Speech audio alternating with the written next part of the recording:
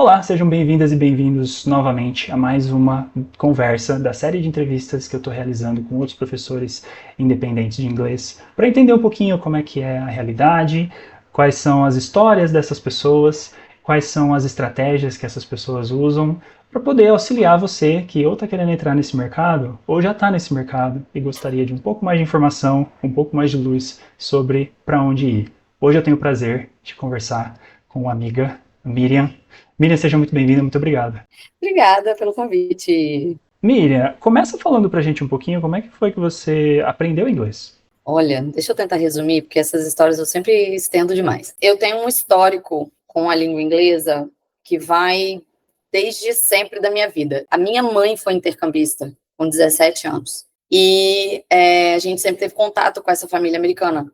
Então eu cresci assistindo os filmes da Disney em inglês. Eles mandavam a fita cassete pra gente, a gente entregando a idade.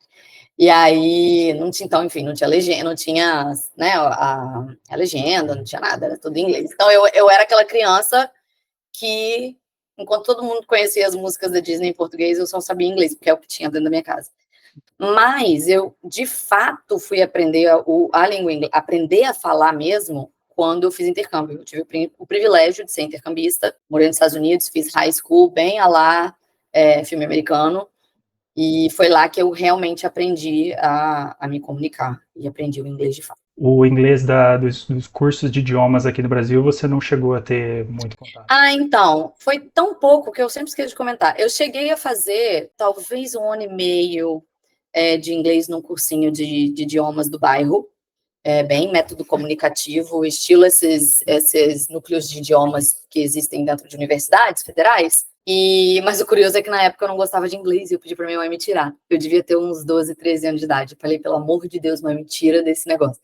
E de tanto eu encher a paciência dela, ela tirou. E curiosidade, você sentia que você não gostava do inglês ou você não gostava da dinâmica? Eu não gostava do inglês. Eu não gostava do inglês. Mas eu Interessante, né? acho que aí você, com o seu conhecimento de psicologia, talvez você saiba interpretar isso. Eu, na verdade, na minha primeira infância, eu cresci na Espanha. Então, eu fui alfabetizada em catalão.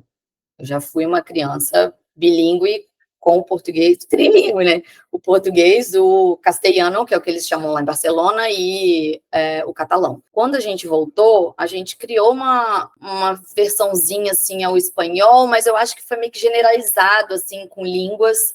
E lá pelas muitas, quando eu falava que eu queria fazer intercâmbio, alguma coisa, eu falava que eu queria aprender espanhol de novo.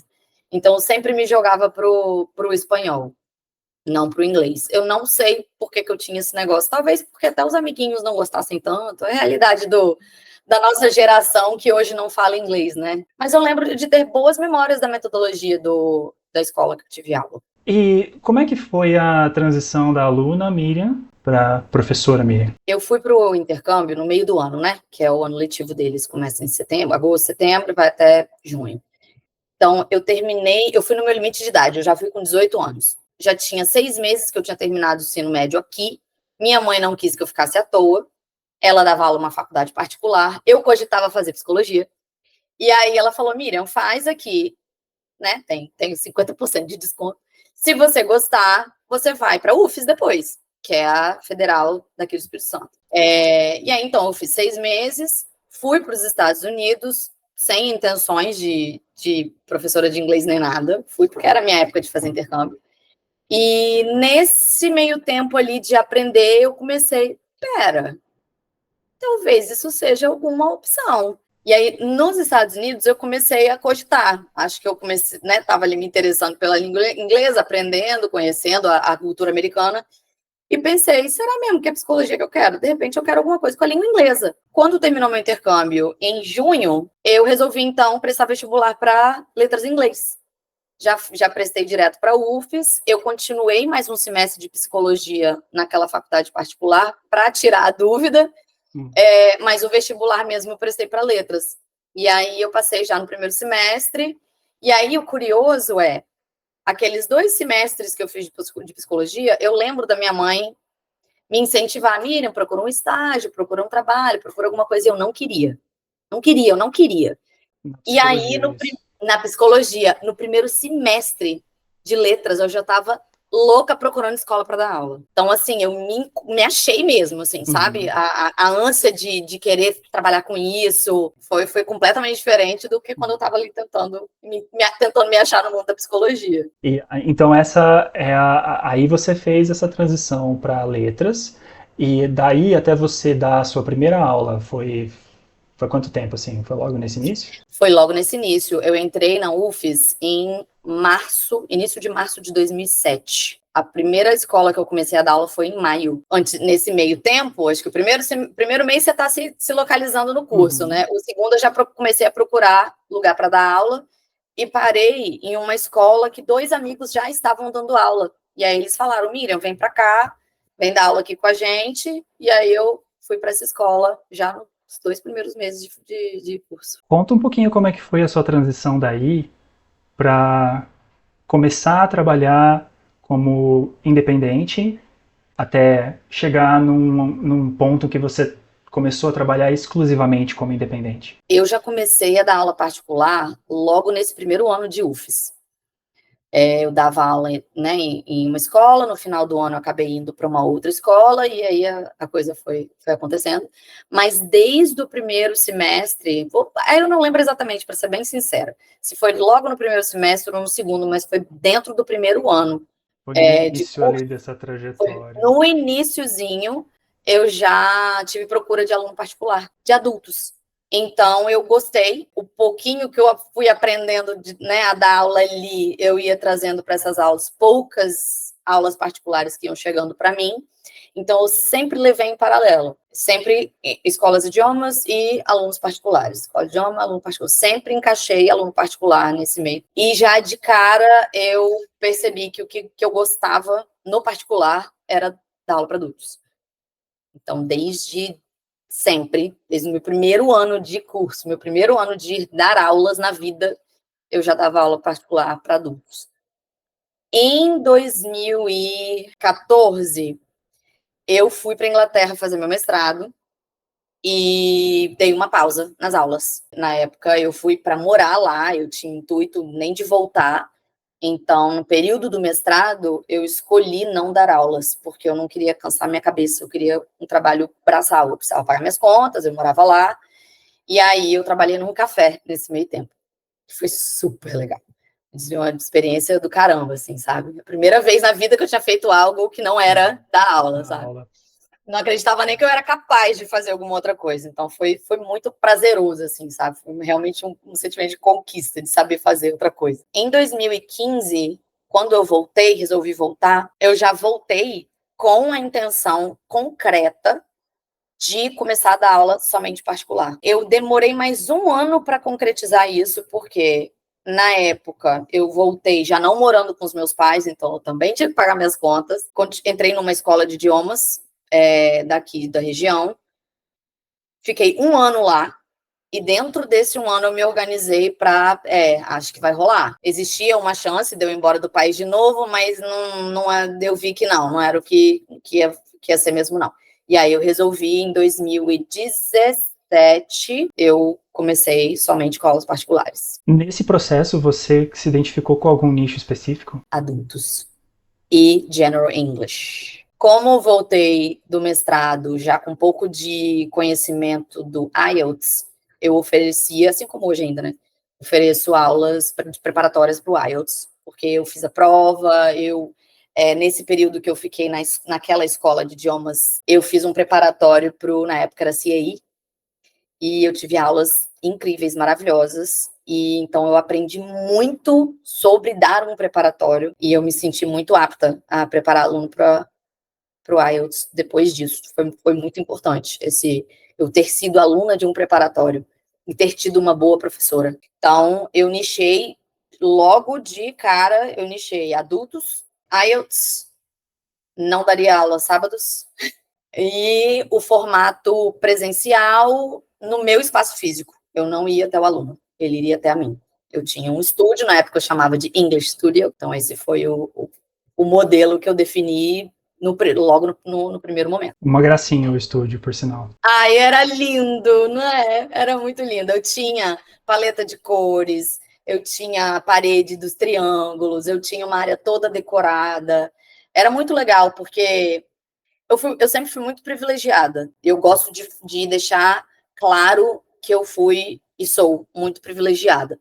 No seguinte, no No seguinte seguinte quesito. sentido. O espaço físico que eu tinha era o segundo andar da casa dos meus pais. Então, eu não tinha que pagar aluguel. Então, para mim, era mais fácil ter um espaço físico para receber os alunos. Quando eu falo que eu tive o privilégio de fazer intercâmbio, não é todo mundo que tem esse privilégio. Eu tive o privilégio de fazer um mestrado no exterior, que eu falo com muito orgulho que eu paguei mais da metade dele. Houve patrocínio? Houve. Mas, então, assim, eu sempre fui muito privilegiada. E graças a Deus, eu me orgulho muito disso. Eu falo isso com vergonha, não.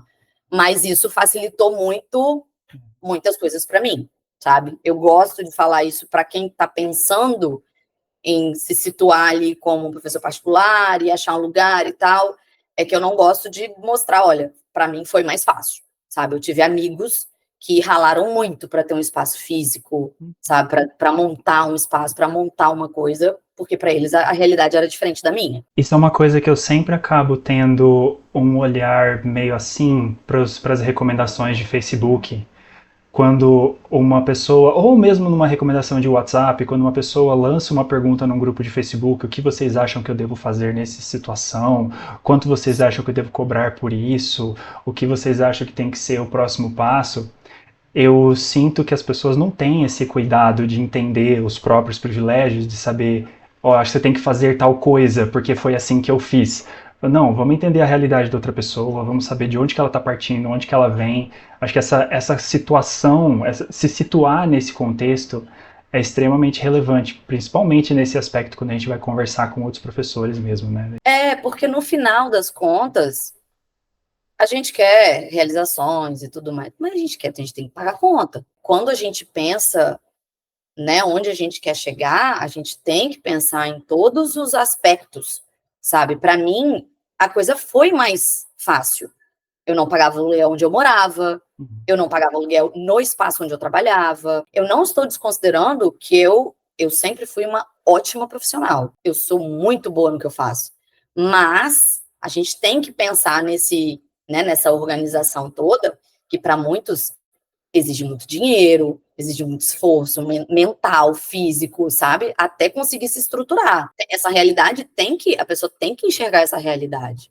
Né? Eu não posso vender toda a minha ideia de English Studio e dizer que faça você também. Para mim foi muito fácil. Legal que você está comentando isso. Acho que coloca a gente bem situado nessa conversa de professional development, né? Para a gente saber, a gente tem que se propor a se desenvolver na nossa carreira de acordo com as nossas realidades, com as nossas bases, os nossos pontos de partida, né? As nossas situações. Principais qualificações que você fez ao longo da sua carreira. Teve uma graduação muito importante aí, teve um mestrado muito importante aí. Além dessas centrais, quais foram as outras? Essas são as principais, né? Eu tenho a formação em letras em inglês pela UFES, eu tenho mestrado em Applied Linguistics em TESOL, numa universidade, na Anglia-Ruskin University em Cambridge. Eu tirei o CAE, fiz o IELTS na época, mas ele não contabiliza como um certificado hoje em dia, né? Mas foi uma experiência que, para mim, enquanto profissional, foi essencial. E eu falo para muitos colegas que me perguntam se vale a pena fazer uma certificação, uma prova de proficiência, eu falo, faça. E faça com preparatório. Você se desenvolve muito, não somente na sua proficiência, mas no seu conhecimento daquele tipo de preparatório. Fora isso, eu não tenho nenhuma certificação extra oficial, assim, mas eu sempre participei de associações, eu sempre participei de eventos de professores, sempre participei de capacitações. Então, aqui em Vitória, a gente tem uma associação chamada APIES, que é a Associação de Professores de Inglês do Espírito Santo, era muito grande na minha época. E aí, em 2017, o Brass TESOL chegou aqui em Vitória. Quando eu conheci o Brass TESOL, foi quando eu comecei a dar aulas particulares e eu defini que eu não queria ficar sozinha. E agora eu não vou ter uma sala de aula, não vou ter uma sala dos professores, né? Preciso caçar pessoas. E aí eu fui pro Facebook e cacei grupos. Na época eu encontrei o Brelt, encontrei o Brass TESOL, que eu não conhecia, encontrei vários outros grupos de professores particulares, professores de inglês, professores do Brasil inteiro, do mundo afora. E aí, com isso, eu conheci um novo mundo de capacitações, né, de CPD. Então, eu sempre fiz tudo quanto participei de webinars, de cursos que eu podia pagar, gratuitos. Eu sempre estive muito ativa. O seu processo de qualificação, ele começou anterior. Você falou que você sempre teve em contato com alunos particulares. Mas o seu processo de qualificação, ele começou anterior à sua transição como full-time independente. Como é que essas qualificações influenciaram a Miriam como professora independente? Essa pergunta é muito boa. Eu não sei se eu consigo responder tão claramente, assim, é muito mais sentimento do que fatos. Eu sou filha de pais acadêmicos. Meu pai era professor aposentado, hoje aposentado, né, da UFES. Minha mãe era professora de universidades particulares daqui de Vitória. Então, eu cresci no mundo do mestrado, do doutorado. Meu pai é doutor, minha mãe chegou a começar um doutorado. Eles são da engenharia civil. Eu sou totalmente de humanas, eu sou de uma casa de engenheiros, porque meus irmãos também são engenheiros. Mas, então, eu tinha como meta de vida virar professora universitária. Eu sempre achei que era isso que eu ia fazer. Quando eu saí do país para fazer o meu mestrado, eu tive uma matéria chamava Course Design. E aí ela não era super prática, não, tá? Embora o meu mestrado tenha sido meio a meio, né, Applied Linguistics and TESOL, o TESOL não foi tão prática assim. Tinha muita teoria ali. Mas os materiais que a gente lia, as coisas que a gente discutia, principalmente naquela matéria, eu lembro de ter me dado um despertar, assim, de, pera, eu quero continuar dando uma aula nesse esquema aqui, para quem está querendo aprender, eu não quero ir para a universidade. E eu comecei a colocar as coisas na balança, assim, né? Ah, não estou querendo entrar em panelinha de Universidade Federal, não. Não, estou querendo dar aula, estou querendo montar um negócio meu. Com isso daqui, eu consigo. E aí foi nessa que eu desisti da ideia de doutorado, porque até então eu ia fazer mestrado, doutorado, e eu nem sei quando é que eu ia voltar. E foi muito interessante que o meu mestrado foi de 18 meses, tá? Com um ano, eu vim para o Brasil de férias e fui informar meus pais de que eu não ia fazer doutorado mais.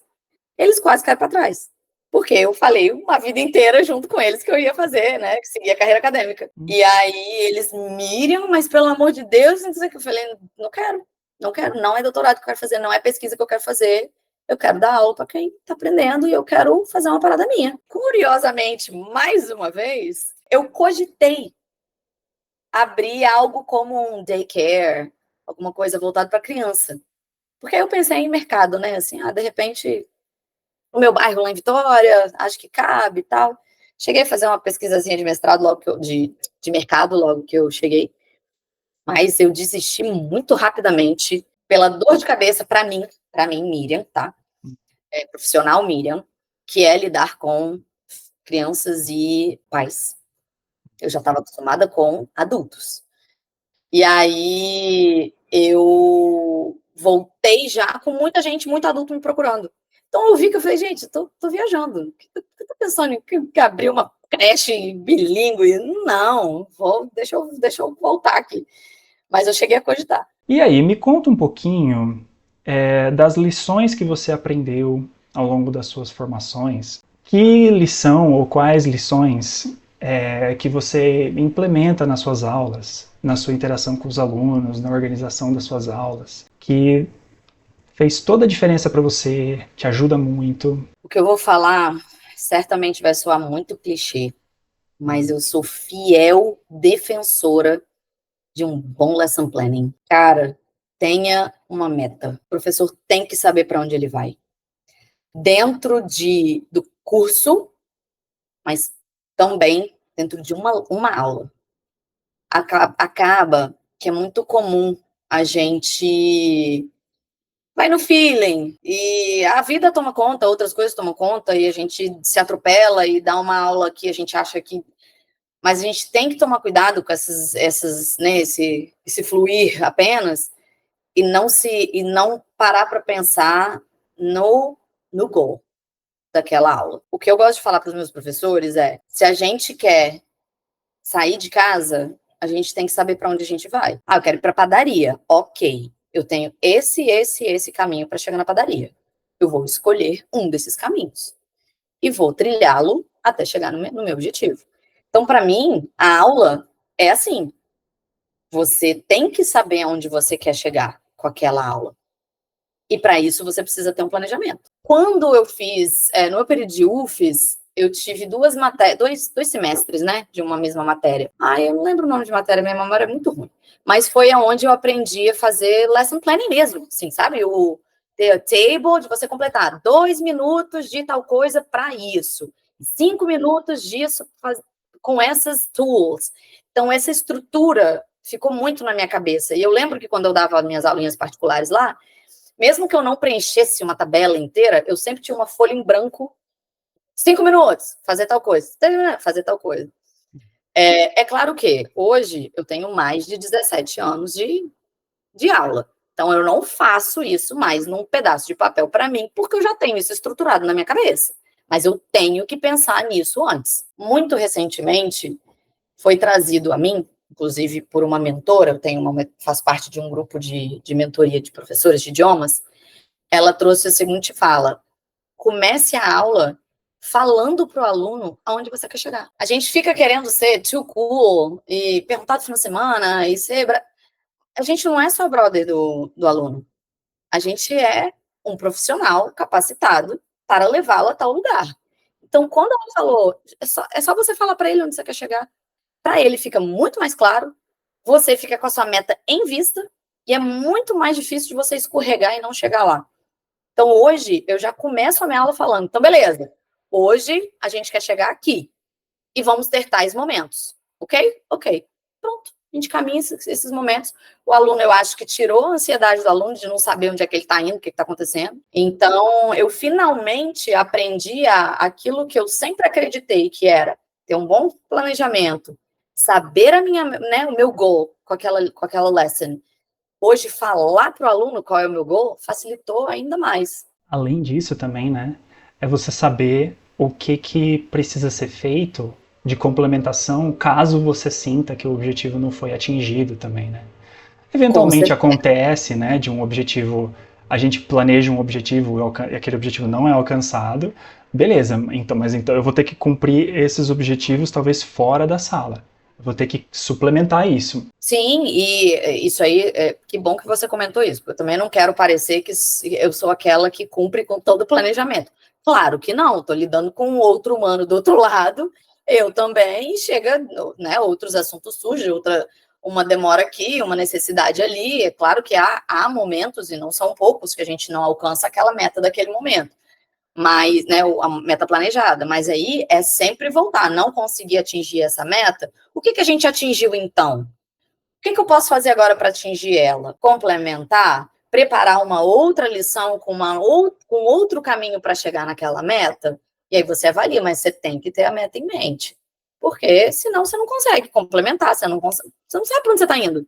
Dá um exemplo de algumas metas de aula, uma ou algumas metas de aula que você traçou para os seus alunos recentemente. Tá, essas metas, elas são simples, tá? Pode ser, sei lá, um ponto gramatical.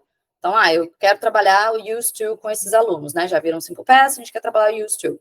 Então, no momento que a gente abre a tela, eu já compartilho ali o tópico, o título, uma imagem, alguma coisa, e já falo, nosso goal hoje é trabalhar frequent habits in the past, e teremos tais momentos da aula. Primeiro vou te apresentar, depois a gente vai praticar um pouquinho, e depois eu te solto um pouco mais para a gente discutir, beleza? Beleza. Então, já pontuo, tal ponto gramatical.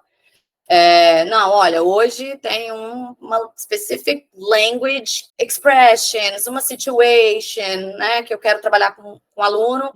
Então, a gente vai falar sobre, sei lá, expressing opinions, agreeing or disagreeing.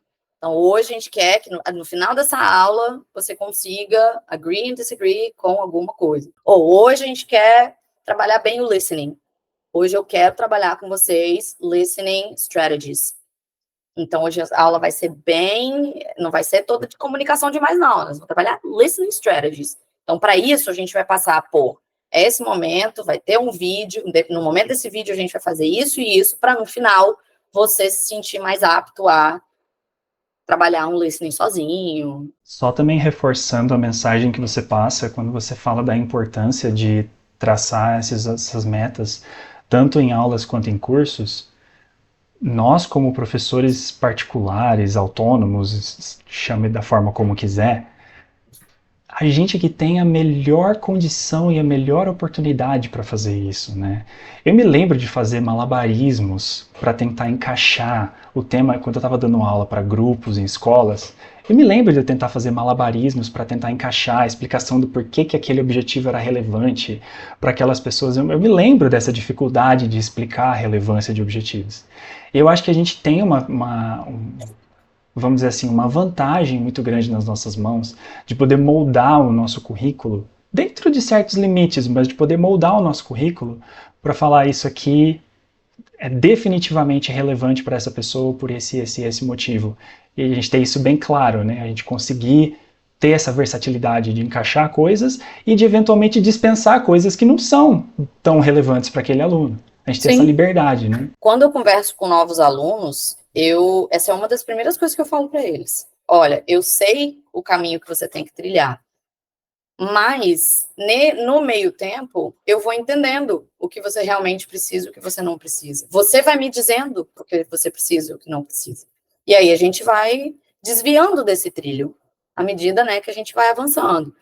Porque a gente aprende com o tempo a enxergar mais facilmente essas necessidades e não necessidades, né? Eu falo com o tempo porque isso não era coisa fácil para mim 17 anos atrás. Hoje é mais fácil para mim, sabe? Hoje é o que eu faço para minha equipe de professores. Então, os alunos chegam e eu que vou, claro, eles que estão em sala de aula, então eles vão conhecendo mais os alunos, eles vão me trazendo e eu vou avaliando olha, acho que para a realidade dele, ele precisa mais disso, precisa mais daquilo, o aluno traz, o professor traz, então tem toda uma conversa. Mas hoje, de fato, eu não tenho que ficar me explicando, não. Eu sei o que é bom, o que não é naquele momento, né? E os alunos vão confiando cada vez mais, né? Percebendo que realmente ela fez sentido, o que ela fez, como vai desenvolvendo essa confiança cada vez mais. O que os alunos mais gostam de você, Miriam? Quais são as suas características, coisas da sua personalidade que os alunos acabam ressaltando como uma coisa positiva sua? Um tempinho atrás, agora eu não lembro se tem um ano ou um pouco mais de um ano, eu mandei uma pesquisazinha NPS, assim, né, para aluno, e pedi para eles colocarem em algumas palavras, algumas poucas palavras, o que eles sentiam das aulas comigo. Na época era só eu não tinha equipe de professores. E as palavras mais mencionadas eram flexibilidade, leveza e paciência. E, assim, entre outros, assim, né? E eu consigo enxergar isso, assim. Eu tive uma professora na UFES que ela era, assim, meu modelo foi, meu Deus, eu quero ser igual essa mulher. Ela era tão espontânea, ela era tão humana, ela não vinha cheio de formalidades demais, ela era muito gente como a gente, então eu me enxergava assim, nossa, eu consigo chegar nisso daí, sabe? Eu consigo ser assim. Então, eu acho que eu escuto muito dos meus alunos algumas coisas que eu admirava muito nela, sabe? Essa espontaneidade, essa leveza, essa tranquilidade, a paciência. Eu falo que eu sou o oposto da paciência.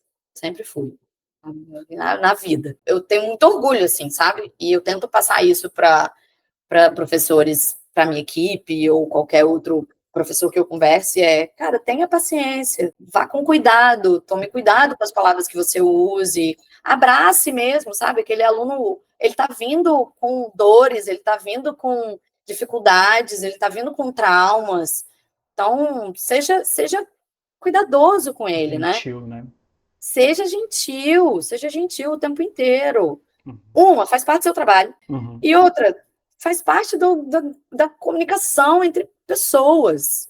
Eu tenho 2 comentários breves para fazer. O primeiro deles conversando com você, já te conhecendo há um tempo, e eu também mencionei isso na primeira entrevista que eu fiz com a Raira, eu já comentei com ela também, de vocês terem uma característica que eu sempre almejei, que foi essa característica da espontaneidade, do falar para fora e do se comunicar dessa forma mais ativa, tal. Eu sempre almejei isso. Eu nunca consegui ter. E eu sempre queria ter esse feedback, mas eu nunca tive. E foi muito interessante o ponto que eu parei, que eu aceitei. Eu falei, eu não tenho essa característica. Então eu vou trabalhar com as coisas que eu tenho. Porque muitas vezes a gente tem que aceitar alguns traços nossos, algumas coisas nossas, e falar, eu vou fazer o melhor disso que eu tenho. E eu consegui fazer o melhor do que eu tenho. Consegui pegar essa característica minha né, esse meu falar baixo, esse falar para dentro, essa minha tranquilidade e tal, e usar isso a meu favor, e de ter pessoas que se identificam com isso também e tal. Eu acho muito interessante você mencionar isso, que você conseguiu, as pessoas mencionaram características que você queria que as pessoas, né, tivessem mencionado. Tipo, eu trabalhei para isso. Eu fico muito feliz que as pessoas tenham observado isso no meu trabalho, porque eu também vejo, e eu fui assim, professores na frustração de desejarem esse feedback e não conseguirem. Eu tive isso, e eu conheço professores que têm isso. E de olhar para esses professores hoje e falar, meu, tá tudo bem você desejar isso, e tá tudo bem também você não conseguir alcançar isso. Vamos trabalhar com outras coisas que você vai conseguir alcançar, e você vai ter um senso dessa gratificação de conseguir ter alcançado, de ter as pessoas reconhecendo esse traço em você. Um ótimo comentário, sabe por quê? The grass is always greener on the other side. Exato. Eu sempre, e eu não, isso não é puxação de saco, é porque a gente repara nas outras pessoas. Eu sempre admirei a sua tranquilidade nos seus vídeos, nas suas falas. E muitas vezes eu falo, gente, eu tinha que ser mais calma desse jeito. Eu juro pra você. Eu tinha que ser mais calma desse jeito. Olha que elegância. Olha só, a calma na voz, a serenidade na voz. Tem que tomar cuidado para não acelerar o aluno. Então, assim, a gente tem isso também. Não estou falando que eu acho maravilhoso 100%, não. A gente sempre quer se ajustar, né? Você vai ter os alunos para esse perfil. Assim como se vierem alunos muito calmos, talvez eu tenha essa dificuldade por eu não ser assim, sabe? Então, é aquilo que a gente fala, tem aluno para todo mundo? Porque tem gente de tudo quanto é jeito, tem gente com, sabe, com objetivos diversos, então... E comunicando isso muito para as pessoas que estão assistindo, essa série de vídeos aqui voltada para pessoas que querem se desenvolver como particulares e para as pessoas também prestarem atenção nisso. Se você não está conseguindo desenvolver a habilidade que você tanto gostaria de desenvolver, tá tudo bem, vamos buscar outras, vamos tentar continuar desenvolvendo, claro, mas vamos tentar buscar outras também, e aí tem outras coisas que dá pra gente explorar, tem outras coisas que dá pra gente fazer, vamos buscar, é massa também. Nossa, com certeza, explore, porque tem muito caminho aí para seguir. Vamos falar de ferramentas? Ferramentas que você usa nas suas aulas que te ajudam muito. Eu sou fãzinha do Zoom, mas tenho meus professores que usam o Meet, e inclusive o Meet é muito mais prático para os alunos, né? Eu organizo todos os materiais dos alunos no Google Classroom, então eu crio uma salinha deles, eu coloco eles lá dentro. Muito obrigado por isso, por sinal, que foi Miriam que me auxiliou no meu processo de transição para não ser usuário de Google Classroom para ser usuário de Google Classroom. Amigo, eu não lembrava disso, é verdade. Foi. Mas olha, essa não é minha, tá? Eu fiz um curso do Future Learn, do British Council, inclusive com a Cecília Nobre, ela fazia parte desse curso, e isso foram estratégias e sugestões deles, e eu me adaptei muito rapidamente. E que foi maravilhoso, porque eu entrei pro online, porque eu tive essa transição também, né? Eu fui presencial até final de 2018, até que uma aluna minha me implorou para dar aula online, porque a distância estava terrível, e eu falei, pera, deixa eu me preparar, tem um curso que eu vou fazer, peguei ele dentro de um mês ali, fiz ele, falei, beleza, bora para online. 2019, vários alunos migraram para o online comigo, e aí quando a pandemia chegou, eu não tomei nem susto, porque 90% dos meus alunos já eram online, mesmo eu indo para o meu espaço físico. Eu recebia um ou outro gato pingado presencial, mas a maioria já era online. Com a pandemia, as pessoas começaram a usar o Google Classroom. Então, são ferramentas que viraram comuns ali para a maioria das pessoas. porque fizeram cursos online, EAD, e era o Google Classroom que eles usavam. Então, eu não largo do Google Classroom. Eu acho que fica tudo organizado ali, não fica zoado ali no WhatsApp ou no, sei lá, no Doc, fica tudo organizado. O aluno tem o aplicativo do Google Classroom, é sensacional. O aluno tá deitado na cama, quer assistir um videozinho que você postou, ele assiste como se fosse YouTube, sabe? Muito prático. Então, eu acho que essas ferramentas, essa ferramenta principalmente, que eu me organizo com os alunos, é fenomenal. Isso é mais organizacional né, para conseguir ter aula e ter umas pós-aulas, plataformas. Hoje, eu tenho alguns materiais, eu concentro tudo que eu posso no Google Drive. Tudo que é ferramenta do Google, eu conecto, porque facilitou muito a minha vida. Então, eu tenho as minhas pautas no Google Sheets, tenho os meus materiais guardados no meu Google Drive, eu uso o Google Slides, então eu tento o máximo conectar tudo no Google, eu acho prático. Eu acho que se eu estou na rua, eu pego meu celular e eu consigo entrar e ter acesso a tudo pelo meu celular. Então, eu não fico naquela... E não é que eu sou workaholic, não.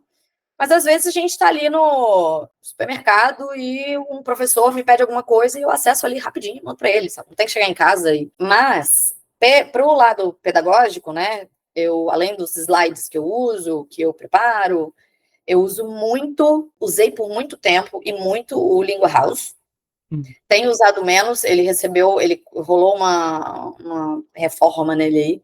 Ele tá bem diferente, eu tô um pouco frustrado com algumas coisas, inclusive. Mas eu gosto dele para adaptar o material para os meus slides.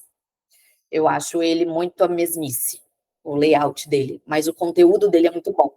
As trilhas dele são muito boas. Eu sou apaixonada pelo ESL Brains. São aulas sensacionais, mas não são para iniciantes. Então, é A2 para cima. Tem outros, um aqui, outro ali, que eu entro ocasionalmente. Mas eu sou usuária de vídeos de TED Talk. Então, eu sugiro sempre, uma das primeiras aulas que eu com os alunos, eu falo, já baixa o aplicativo do TED Talk. E além do TED Talk, você já ouviu falar no youglish.com? Já. Eu sou apaixonada. O aplicativo, ele é limitado, né? Ele te pede para pagar, para você ter muitos cliques, mas no computador, você pode pesquisar 20 palavras por dia. Raramente alguém pesquisa 20 palavras por dia. Então, você tem dúvida de pronúncia, como usar, em quais contextos, em estrutura, como usar dentro de uma frase, alguma palavra ou expressão, ele busca, né, do YouTube, vídeos com pessoas reais, usando em momentos reais aquela palavra, expressão que seja. E você pode ver vários. Então, eu sou fã e indico e mando e repito o tempo todo com a aluno. E na mesma pegada do Youglish, tem também o Play Phrase Me. Não conheço. Ele faz a mesma coisa que o Youglish, mas ele compila cenas de filmes e seriados. Ele é bem mais limitado em termos de quantidade de busca que você pode fazer, mas ainda o gratuito dá para fazer uma bagunça lá. Ótimo, excelente. E com relação a estratégias administrativas do seu negócio, o que fez toda a diferença para você? Olha, eu tenho um outro momento muito marcante na minha vida, que é recente. Eu fui sozinha, Miriam, por muito tempo. E eu lembro que no período da pandemia, não foi por causa da pandemia, talvez, né, que a gente ficou mais reflexivo. Eu fiquei, gente, será que eu vou ficar mais 30 anos da minha vida dando aula do jeito que eu tô? Sabe, toda hora eu atinjo o meu teto. Eu preciso fazer alguma coisa, eu quero fazer alguma coisa. Nunca sabia ali o que eu queria fazer. Enfim, fiz um teste com uma pessoa no meio da pandemia, mas eu não estava preparada, então eu larguei de mão. Ano passado, eu resolvi buscar uma mentoria. Eu sei o que eu tenho que fazer, tá tudo ali na minha mão, mas aí você vira aluno, tipo, o que eu faço? Eu preciso de ajuda? E aí eu contratei uma mentoria. Ela é mentora de professores de idiomas, então não é só da língua inglesa, tem professores de espanhol. Ela é bem geral, então ela te ajuda a estruturar o seu pedagógico, o seu administrativo e o seu financeiro. Quero especificar, né, me especializar ali no financeiro. Não é comigo, sabe? Ela fala, não é comigo, procure outra pessoa. Então ela te ajuda a arrumar a sua casa.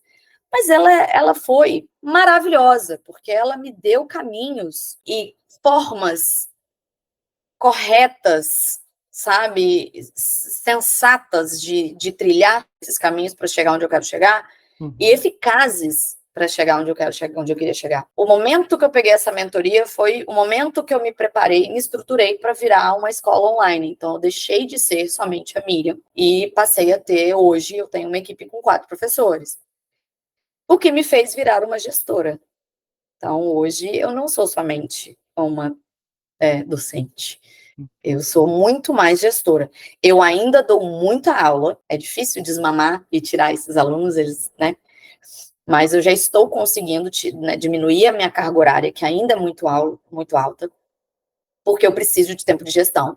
Então, tudo que ficava na minha cabeça, eu tenho que colocar agora em planilhas, eu tenho que colocar em treinamentos, eu tenho que participar de mais treinamentos para poder capacitar os meus professores.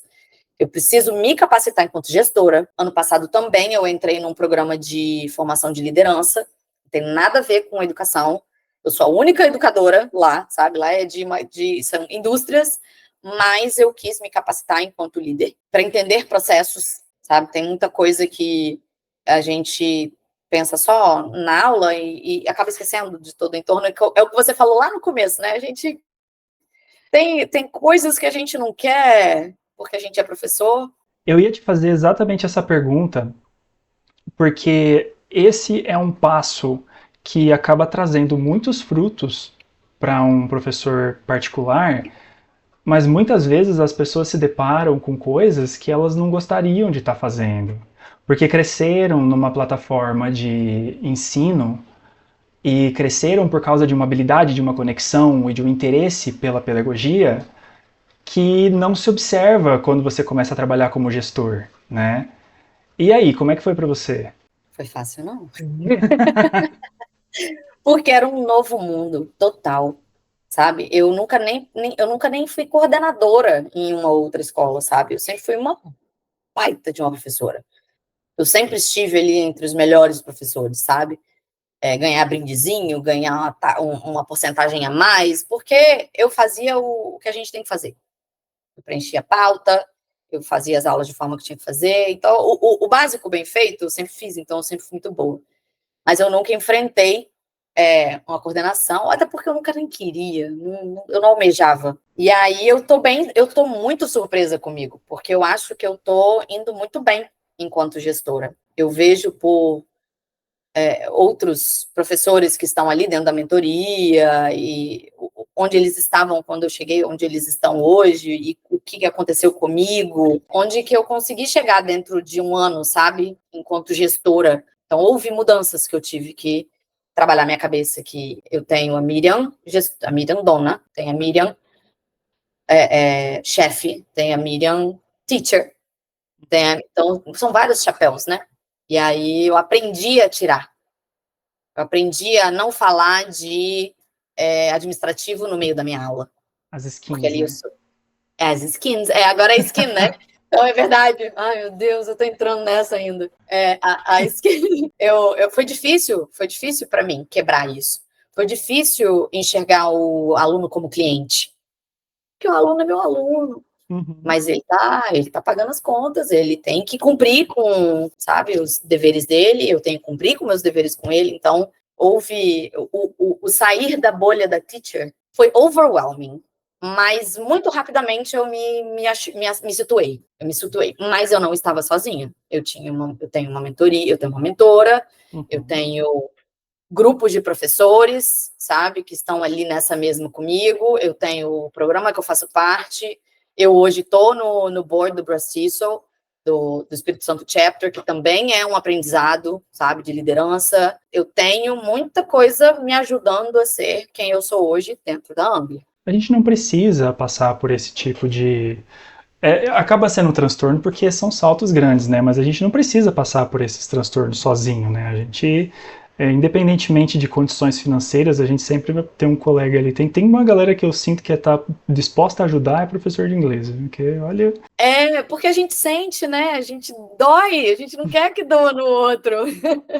A gente quer ajudar. E é muito interessante também você ter mencionado que você nunca assumiu cargo de coordenadora, porque você nem tinha interesse na época, para também as pessoas que estiverem ouvindo perceberem que nem sempre a gente vai ter interesse sobre tudo. Em momentos distintos da nossa carreira, a gente vai ter interesse por coisas distintas. E quanto os interesses vão crescendo, a gente vai se sentindo mais preparado ou buscando mais apoio para se preparar para coisas específicas. Às vezes eu vejo professores buscando fazer tudo, querendo atuar em diversas frentes e não conseguindo muito respiro em todas elas. Às vezes em uma ou outra. Então, talvez não seja interessante você investir nessa que está te dando um pouco mais de respiro, para depois você pensar em escalar para essa, para depois você pensar em passar para essa. É muito interessante esses momentos de vida, é importante a gente estar sensíveis a eles também, né? Sim, eu não fiz tudo que eu faço hoje em maio do ano passado, quando eu contratei a mentoria. Maio do ano passado eu contratei a mentoria. Eu tenho equipe, comecei com a equipe de professores em janeiro desse ano. Uhum. Eu não me sentia preparada ainda. E estava tudo bem. Primeiro, não, vamos aprender a lidar com grupos. Vamos aprender a lidar com esses processos. Agora eu estou pronta. Agora eu estou precisando. Agora eu consigo. O que não significa que eu, em algum momento, não surtei. Que a gente surta. Mas... pegando mais do que a gente consegue, né? Lidar Com às certeza, vezes, a gente vai, mas depois a gente dá os passinhos para trás. A gente encontra um né? balanço. E para fechar, que recomendações que você tem para professores que ou estão começando agora ou estão no início ali da carreira de particulares? Se pedir, façam. Continuing Professional Development, né? Para quem não está familiarizado exatamente com a sigla, né? Tem muita coisa disponível, tem muita gente disponível, tem muita coisa gratuita disponível. Nos busque, estamos aqui, podemos ajudar, né? A gente gosta de conversar, né? E foi numa dessa, né, que a gente começou a conversar. Exato, tipo, exato. Me ajuda aqui. A gente demorou muito tempo para se conhecer pessoalmente, né, amigo? Foi. Mais do que deveria. Não mora na mesma cidade. Mais do que deveria, porque a gente não mora na mesma cidade. Então, busque uma rede de apoio de professores, não fique sozinho. Ontem, né, nesse programa de liderança que eu faço parte, foi um grande nome lá, e uma fala dele, eu anotei e falei, gente, é muito real isso. O erro é um aprendizado. Então, errou, não fica se vitimizando, meu Deus do céu, eu errei, fiz errado. Suck it up e aprenda. Eu não vou fazer isso de novo. Eu vou fazer dessa forma agora. E eu me vi nessa situação. Eu me vi, algum tempo atrás, choramingando por um erro meu, mas que depois, quando eu peguei, eu falei, não, peraí, isso também não vai acontecer de novo, não. Eu entendi esse sentimento de, nossa, é muito mais gostoso eu falar, peraí, isso não vai acontecer de novo, não, do que ficar choramingando pitanga. Então, o erro faz parte. E a gente sabe disso que a gente fala para aluno. É errando que você vai aprender a falar, é errando que você vai se desenvolver. Isso serve pra gente. Então, faz parte, erre. Mas tem alguém para você conversar, não sofra sozinho, troca ideias, a gente não precisa estender nesse sofrimento. Às vezes é importante também a gente ouvir os erros que outras pessoas cometeram, né? Esse apoio, ele ajuda muito também nesse sentido de falar, putz, eu fiz uma coisa parecida com isso no passado também. E para deixar as pessoas cientes de que, né, a gente está desenvolvendo essa nossa carreira, mas a gente também passou por muita... A gente deu uns tropeços muito doidos. A gente estamos aí, seguindo com o que a gente acredita que vai fazer a gente feliz e vai dar um retorno legal pra gente. Sim, e que faz parte. Tem muitas alegrias, tem muitos tropeços, e tudo está interligado e faz parte do nosso desenvolvimento. Queria te agradecer novamente, agradecer bastante por ter topado essa conversa, adorei. Eu que agradeço, eu adoro, você sabe que eu adoro, então eu já estava ansiosa já. Obrigada. Obrigado a você, e fiquem ligados para as próximas semanas, mais entrevistas por vir, outros professores, outras histórias, outros métodos, outras rotinas. Fica ligado e se inscreve no canal. Um abraço.